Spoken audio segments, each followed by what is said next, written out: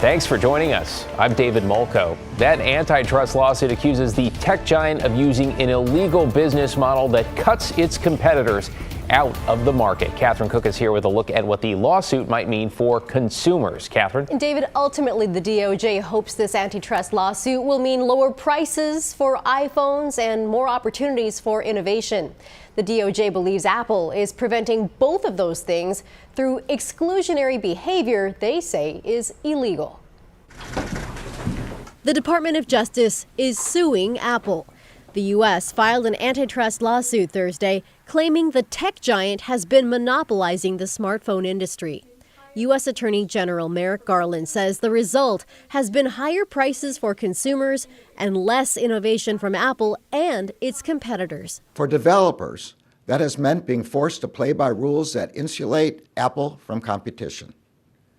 And as outlined in our complaint, we allege that Apple has consolidated its monopoly power not by making its own products better, but by making other products worse. You'll see one example when you text from an iPhone to an Android. This is the green bubble, blue bubble issue. Tim Smith is a senior assistant AG with the Oregon DOJ.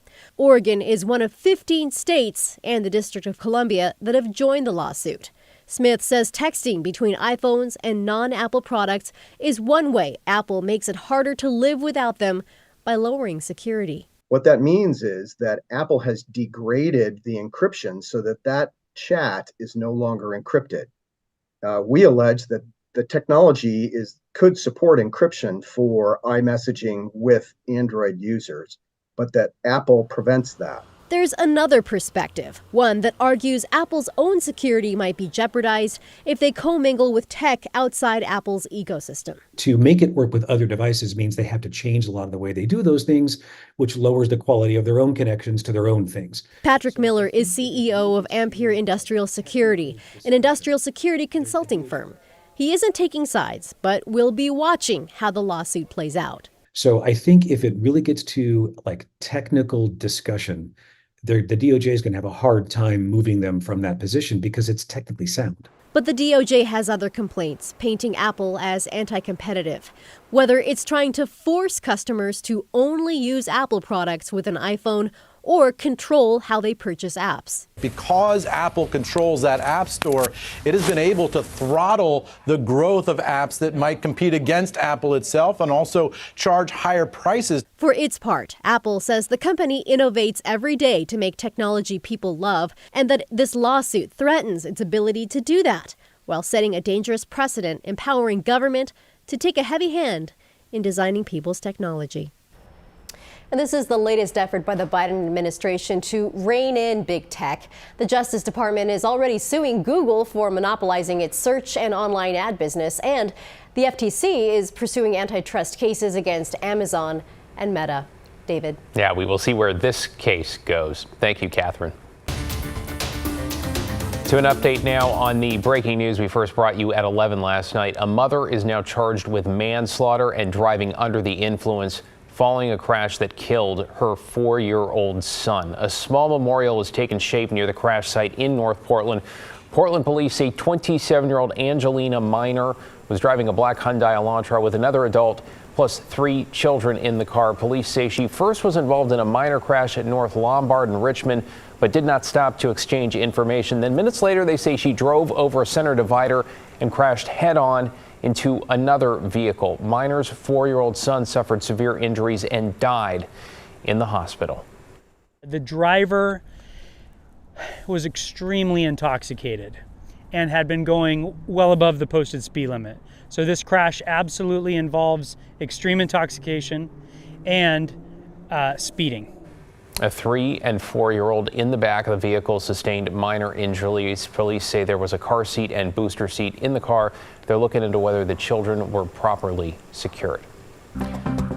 To get you caught up on tonight's other headlines now, authorities in Idaho say they have arrested the suspects involved in the coordinated escape of an inmate from a Boise hospital early Wednesday. Skylar Mead and Nicholas Umfinor were found around 2 this afternoon in the Twin Falls area following a brief police chase. Police say early yesterday morning, Umphenor opened fire on officers while Meade, a known white supremacist gang member, was being taken from a Boise hospital back to prison. 3 were hurt. Authorities say they believe the 2 suspects are also connected to 2 homicides in northern Idaho. Police have arrested a carjacking and robbery suspect in northeast Portland. Officers say the man robbed a Plaid pantry on North Greeley Avenue late last night. The suspect, Ryan Poffenberger, is accused of stealing mainly cigarettes and ready-to-drink cocktails. Police say he took off from the store in a stolen SUV, wound up crashing into a curb, and then ran away. He was arraigned in court this afternoon on robbery, eluding, and reckless driving charges.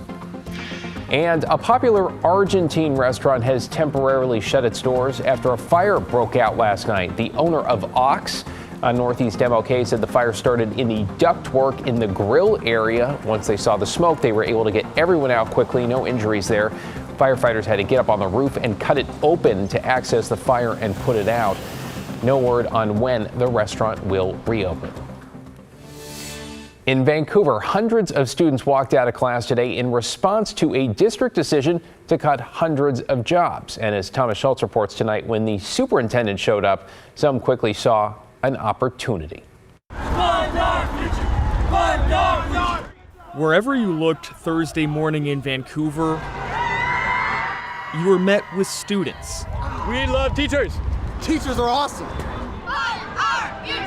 Looking for a brighter future. We're going to be the ones who are changing the world for the future. Focused on the world, but narrowed in on their district. And hoping to help teachers in their classrooms by walking out. We're asking for more funds to help educate our future, to help us better ourselves. Yeah! The walkout formed after the district announced it would slash more than 250 jobs next year as part of $35 million in budget cuts. We want the district to be honest with us about why our teachers are getting cut and why our programs are leaving. This is going to affect the rest of our school lives for everybody here. And students say some English and math teachers already told them they won't return next year. Larger class sizes are in store too. They're the ones that are being the most affected by these budget cuts. I don't know how we expect to accomplish the mission of education without teachers in the classroom. But this march was no shock. Yeah, our students let us know that they're frustrated, right? To some. They care about their teachers, so yeah, respect that. Like Jeff Snell.